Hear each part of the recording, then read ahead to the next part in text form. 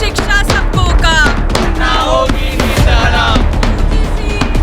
Down down down down down NDA down down down down down down. लड़ो पढ़ाई करने को, पढ़ो समाज बदलने को, लड़ो पढ़ाई करने को, पढ़ो समाज बदलने को।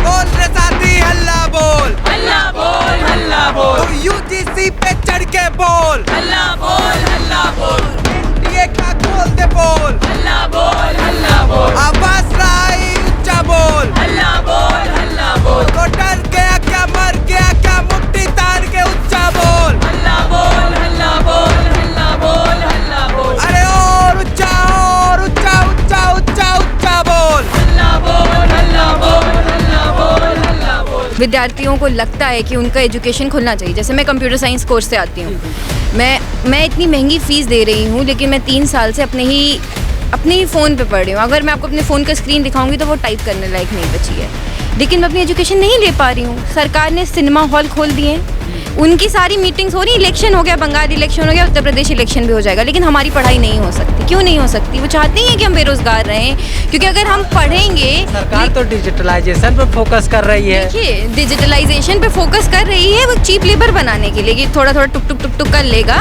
तो अंबानी अडानी के लिए सस्ता टूल बन जाएगा। वो नहीं चाहते कि हम शिक्षा ऐसी लें जो हमें रैशनल बनाए, वो हम एक मैकेनिकल टूल बनाना चाहते हैं जिससे हम चीप लेबर बन के रह जाएं। क्योंकि अगर हमारे पास दिमाग आ जाएगा, हम क्वेश्चन करने लगेंगे, और क्वेश्चन करने लगेंगे तो इनकी जाति धर्म की राजनीति से हटना पड़ेगा, और ना ही हमें रोजगार दे सकते, ना ही हमें शिक्षा दे सकते, ना ही हमें अच्छा हेल्थ केयर दे सकते। तो बताइए, ऐसी सरकार जब ये सब दे नहीं सकती, तभी ऐसे कम्युनल स्टेटमेंट्स देती है, बच्चों को एंटी नेशनल बताती है। बताइए, 22-23 साल के बच्चों को एंटी नेशनल बता रही है। आप सरकार से एक युवा के तौर पर क्या अपील करना चाहते हैं, और आगे की जैसे कि युवाओं के भविष्य में सुधार हो?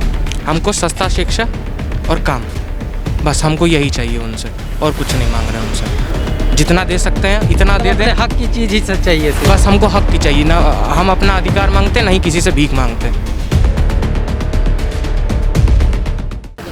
हमारा देश युवाओं का देश कहा जाता है, लेकिन आजकल युवा बेरोजगारी काफ़ी बढ़ गई है, उससे परेशान है और आंदोलनरत है। आज दिल्ली में भी आंदोलन चल रहा है पेपर लीक को लेकर। तो हमारे साथ कुछ युवा हैं, तो उनसे जानने की कोशिश करेंगे कि आखिर वो किस पेपर लीक के कारण यहाँ आंदोलनरत है, और सरकार से उनकी क्या मांग है, और सरकार उनके क्यों नहीं अभी तक सुन रही है। जी, सबसे पहले आप अपना नाम बताइए। मेरा नाम आरुषि है। जी, एक चीज़ बताइए कि जैसे कि कोरोना का मामला तो बढ़ रहा है और आप लगातार आंदोलन कर रहे हैं, पेपर लीक हो रहा है, बेरोजगारी बढ़ रही है, तो अभी तक कौन कौन से पेपर लीक हुए हैं जिनसे आपको हर युवा को समस्याएं हुई हैं, और आगे सरकार से क्या मांग है और सरकार क्यों नहीं सुन रही है? देखिए, पहले तो हमको ये समझना पड़ेगा कि जो आज का यंग जनरेशन है, जिसे आप युवा बोलते हैं, वो अगर दिल्ली विश्वविद्यालय या किसी भी यूनिवर्सिटी जा रहा है पढ़ने, तो उसकी फैमिली के लिए वो एजुकेशन एक लग्जरी नहीं है। वो बहुत मतलब, क्योंकि हमारे देश में ऐसा नहीं है कि सबको शिक्षा बहुत बड़ा प्लेजर है या कुछ है। वो लोग इसलिए बहुत मुश्किल से जाते हैं, अपनी समस्याएं ख़त्म करने के लिए वहाँ जाते हैं कि जो भी उनकी आर्थिक स्थिति है वो सुधरे। और जैसे यूजीसी नेट का जैसे एग्ज़ाम जो कि पेपर लीक हो रहा है, ये बहुत मुश्किल का काम है, क्योंकि रिसर्च करने में इंसान की 28 से 27 साल तक की उम्र जाती है। सबके घर वाले नहीं अफोर्ड कर सकते हैं कि वो हायर एजुकेशन में जा सके। यूजीसी नेट, जीआरएफ एक ऐसा माध्यम होता है जिसके द्वारा हमें थोड़ा पैसा मिलता है, जिससे हम अपना रिसर्च खुद फंड कर सकते हैं। ऐसे एग्जाम जब लीक होते हैं, जब बच्चा 1.5 साल पढ़ रहा है, अपने घर वालों के लिए एक तरीके से बर्डन ही है वो जब तक पढ़ाई करता है, क्योंकि उसका पैसा लग रहा है, खाने पे पैसा जा रहा है। और इतनी मेहनत करने के बाद, इतना पैसा लगाने के बाद हम जब एग्ज़ाम देने जा रहे हैं, वो एग्ज़ाम कैंसिल हो जा रहा है। बताइए क्या मिला हमें?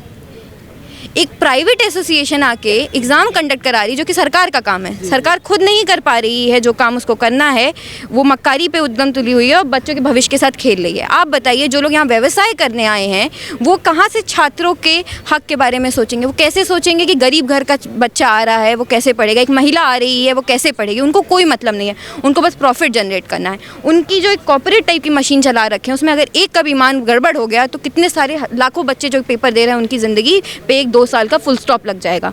ऐसे तरीके के जो पेपर लीक हो रहे हैं, यहाँ पे इन्हीं कोतवाली का पेपर लीक हुआ उत्तर प्रदेश में, बिहार में पेपर लीक हो रहे हैं, उत्तर प्रदेश में तो यूपी टेट का हुआ, ऐसी सब सारे पेपर लीक करे जा रहे हैं। जो एक मध्यम वर्ग का बालक आता है या विद्यार्थी आता है जो पेपर देता है, वो लीक करे जा रहे हैं। एक चीज़ हमको ये बताइए, पेपर लीक तो हर पेपर लीक हो रहा है, तो इसका मेन जिम्मेदार आप किसको मानती हैं?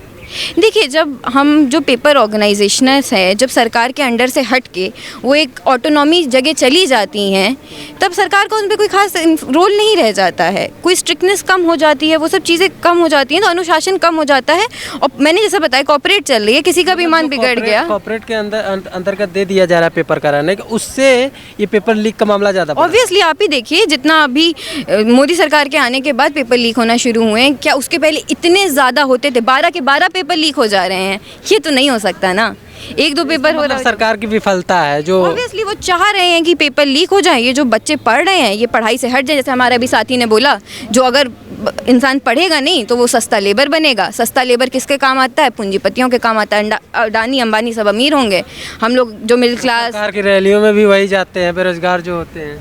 सरकार की रैलियों में क्या जाते हैं? पैसे दे के जो बुलाए जा रहे हैं, जिसके पास नहीं है खाने के लिए भी, वो सोचा अगर एक टाइम का खाना मिल जा रहा है, वहाँ जाने से क्यों नहीं चला जाएगा? वो शिक्षा उसको सरकार दे नहीं पा रही है। वो जब शिक्षा के लिए मांगा जाता है तो हमें डंडे मार दिए जाते हैं, हम एंटी नेशनल हो जाते हैं, हमें जेल में डाल दिया जाता है।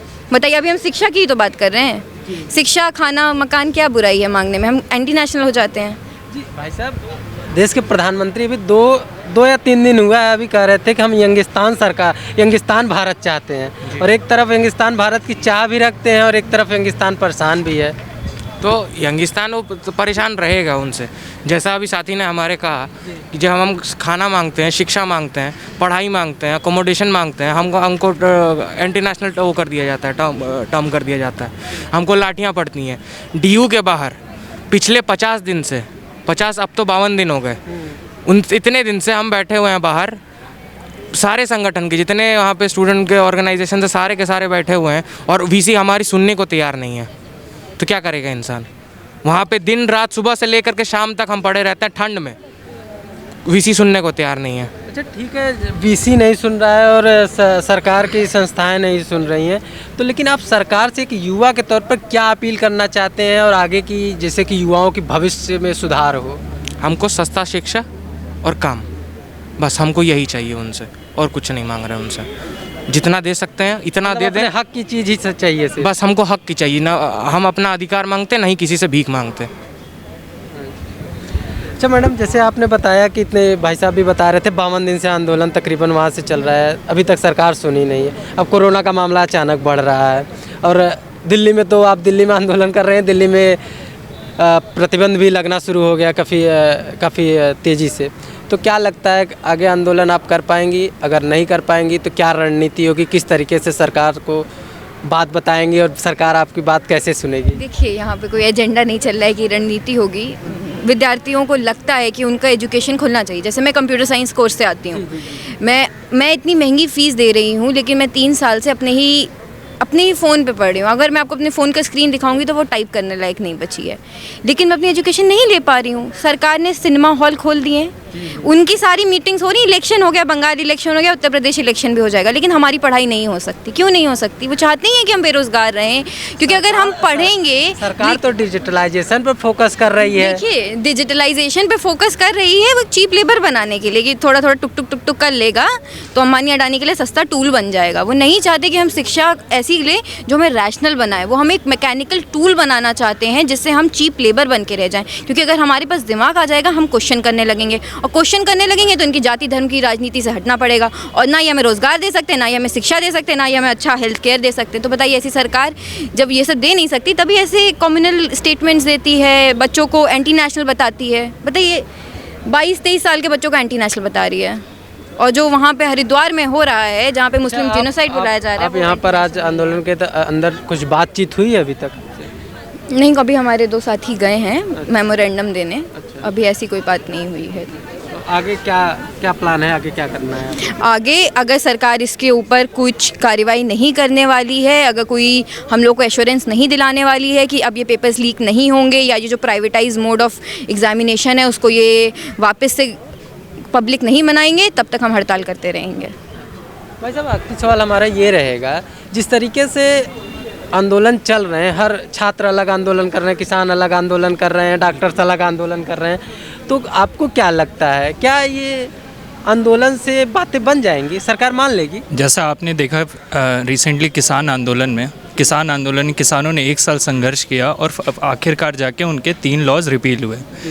तो किसान आंदोलन से हम सबको भी ये विश्वास मिलता है कि अगर आंदोलन करेंगे तो सरकार पीछे हटेगी और हमारी बातें माने जाएंगी। अच्छा, आपको उम्मीद है कि सरकार आपकी बात सुनेगी? बिल्कुल। तो आपने अभी तक बात भी किया होगा, कह रहे हैं 52 दिन से तकरीबन ये आंदोलन चल रहा है, तो अभी अधिकारियों से यूजीसी के किसी अधिकारी से बात हुई हो क्या? कभी उन्होंने आश्वासन दिया हो या समय मांगा हो? देखिए, जैसे मैं अम्बेडकर यूनिवर्सिटी का छात्र हूँ, ठीक है, जो दिल्ली सरकार के अंडर आती है। हमको 6 महीनों से एश्योरेंस दिया जा रहा है कि कॉलेज खोलेंगे फिर नहीं खोलेंगे, नोटिस आता है बंद हो जाता है, नोटिस आता है बंद हो जाता है। वहाँ पर 20% MA के बच्चे ड्रॉप आउट और फेल कर चुके हैं। 20% बच्चे, मतलब 50 में से 10 से 12 बच्चे फेल कर गए अपनी क्लास में। हाँ, 70 हमारे सर्वे में आया कि 74 बच्चे चाहते हैं यूनिवर्सिटी खुले, पर हम जब जाते हैं उनसे बात करने तो उनका एक ही बात होता है कि नहीं, बच्चे चाहते नहीं है, बच्चे आना नहीं चाहते। आपका ये 2 ही मांग है, एक तो यूनिवर्सिटी ऑफलाइन क्लासेस चलने लगे और इन जो पेपर लीक हो रहा है उस पर जल्द से जल्द कार्रवाई सरकार करे। बिल्कुल बिल्कुल, हमारी यही 2 मांगे हैं इस सरकार से, और हम चाहते हैं सरकार जल्दी से जल्दी इस बात पे बने रहे, वरना हड़ताल जारी रहेगी हमारी सरकार के खिलाफ। तो आपने देखा इन छात्रों की मांग यही है कि जो पेपर लीक हो रहा है उस पर जल्द से जल्द रोक लगे और सरकार जो ऑनलाइन क्लासेस पर फोकस कर रही है उससे हटकर ऑफलाइन कोर्सेज चालू करें। आप देख रहे थे न्यूज़ नाउ इंडिया, मैं आपके साथ अंबुज यादव, धन्यवाद।